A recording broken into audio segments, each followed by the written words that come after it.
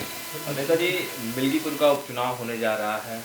क्या उम्मीद है और क्या परिणाम होने जा रहा है आप लोग की तरफ से? देखिए, मिल्कीपुर हम जीतेंगे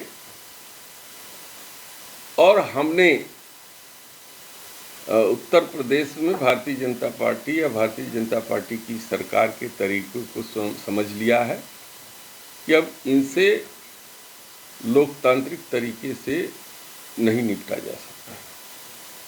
ये अगर तंत्र का इस्तेमाल करेंगे तो हमारे कार्यकर्ता मिल्कीपुर के बॉर्डर पर तैनात रहेंगे। जहां जबरदस्ती करने की कोशिश करेंगे वो सब कार्यकर्ता घुस जाएंगे मिल्कीपुर के अंदर। फिर देखते हैं कि जोर है कितना दमन में तेरे देख लिया है देखेंगे, इस नारे के साथ हम लोग लोकतंत्र की रक्षा करेंगे। अच्छा, आप जो उपचुनाव हुए थे हाल फिलहाल अभी लोकसभा चुनाव के बाद, उसमें कुछ पुलिस बल का प्रयोग या फिर कहें पुलिस खुलेआम पिस्टल लहराते हुए दिख रही थी। क्या इस बार भी उम्मीद है, चूंकि मिल्कीपुर उपचुनाव सरकार और हुमायूं दोनों के लिए साठ का विषय बन चुका है? देखिए, हम लोगों ने उपचुनाव में चाहे कुदरकी हो, चाहे जो है मिर्ज़ापुर हो, चाहे वो हमारे मझवा क्यों न हो, जहाँ के हम प्रभारी थे, चुनाव हम लोग जीत रहे।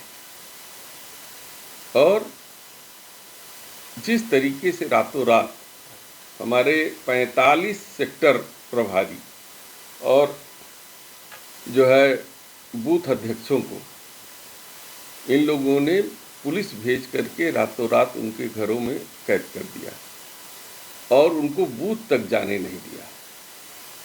तो इस तरीके से हम लोग लगातार कंप्लेन करने के बावजूद जो है इलेक्शन कमीशन ने संज्ञान नहीं लिया, जबकि हम लोगों को पूरा भरोसा था कि इलेक्शन कमीशन जो है संज्ञान लेता है। केवल कुछ सिपाही या कुछ दरोगा को सस्पेंड कर देने के अलावा उन्होंने कोई एक्शन नहीं लिया। दरोगा लहराते हुए पिस्टल के साथ दिखाई पड़ा वीडियो में, एक महिला को धमका रहा था। इस तरीके से जाने कितने गांव में सरकार ने जो है पुलिस के जरिए दबाव बना करके इस चुनाव को प्रभावित किया। क्या इलेक्शन कमीशन ने वहाँ के चुनाव को रद्द किया, दोबारा चुनाव करने की बात कही? कुछ नहीं किया।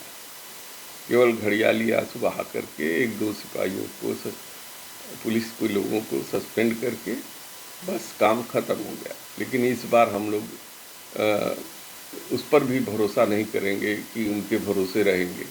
हमारे कार्यकर्ता मिल्कीपुर के बॉर्डर पे रहेंगे।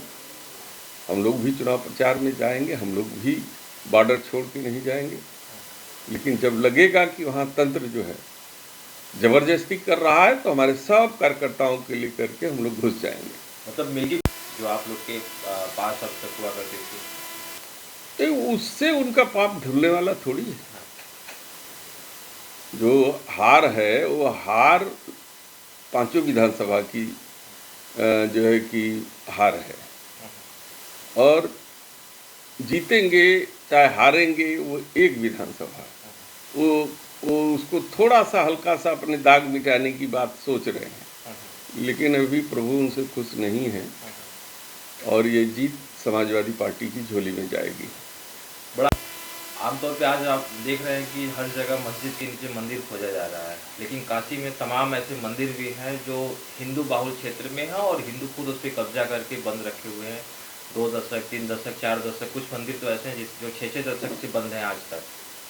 ऐसे क्या लगता है कि ये जो सरकार और जो सरकार के जो संगठन है या फिर जो आम जनमानस है वो एक तरह से देखा जाए तो भेदभाव के आधार पे वो इस तरह के काम कर रहे हैं, जैसा कि मदनपुरा में देखने को मिला? देखिए, ये तो नज़रिया है। एक सीढ़ी लगा दीजिए छत पे, अब नीचे से ऊपर जा रही है सीढ़ी या सीढ़ी ऊपर से नीचे आ रही है, तो एक दूसरे के नज़रिए का देखना है। जहाँ तक काशी का सवाल है, काशी एक धार्मिक नगरी रही है। यहाँ हर गली में आपको एक मंदिर मिलेगा और यहाँ पर सर्वधर्म समभाव का एक केंद्र भी रहा है। संत रविदास जी भी रहे हैं तमाम ऐसे मनीषी पैदा हुए हैं जिनको आप, चाहे वो साहित्यकार हो, कलाकार हो, चाहे धार्मिक हो, ये सब लोगों ने, कबीर, तुलसी, सबकी ये धरती रही है, अद्भुत धरती है। और यहाँ के लोग अलमस्त तरीके से जीवन यापन करते हैं। लेकिन जिस तरीके से विभेद पैदा करके यहाँ के लोगों में एक दूसरे के दिलों में बांटने का काम ये सरकार कर रही है, ये भगवान शंकर को भी अच्छा नहीं लग रहा है। इसीलिए एक चेतावनी दे करके आदरणीय प्रधानमंत्री जी को छोड़ दिया कि अब दोबारा इसी गलती करोगे तो फिर इस बार हम यहाँ से हरा के भेजेंगे। तो ऐसी परिस्थिति में उनको संभल जाना चाहिए और काशी को काशी के तरीके से जो है विकास करिए, काशी के तरीके से रहने दीजिए। यहाँ के लोग आपस में मिलजुल करके रहते हैं। हर इतना कहेंगे कि हमने जो अनुभव किया है उसका जवाब देंगे, और ये हम लोकतंत्र सेनानी हैं। हमारा नारा हमेशा रहा है, देख लिया है जुल्म तेरे, देख रहे हैं देखेंगे।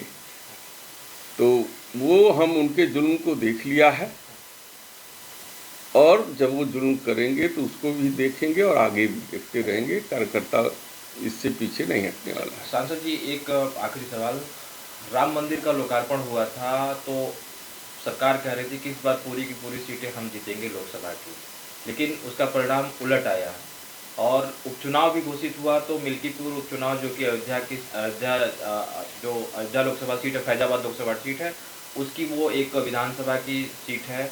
तो क्या लगता है कि इस बार ये योगी सरकार के ऊपर जिता कर देने का एक बड़ा प्रेशर है केंद्र सरकार की ओर से कि उतना बड़ा परियोजना, उतना बड़ा राम मंदिर के नाम पर लोगों को इकट्ठा किया गया, उसके बावजूद भी हम वो सीट हार गए? देखिए, ये तो जाने उत्तर प्रदेश की सरकार, लेकिन ये हकीकत है कि भगवान राम के नाराजगी से और वहाँ समाजवादी पार्टी के कार्यकर्ताओं की सक्रियता से, हमारे राष्ट्रीय अध्यक्ष जी के रणनीति से हम वहाँ चुनाव जीते हैं। और भगवान राम के आशीर्वाद से उन्होंने अवधेश प्रसाद जी को अपना वहाँ का सांसद बनाया है और विपक्षी को हराया है।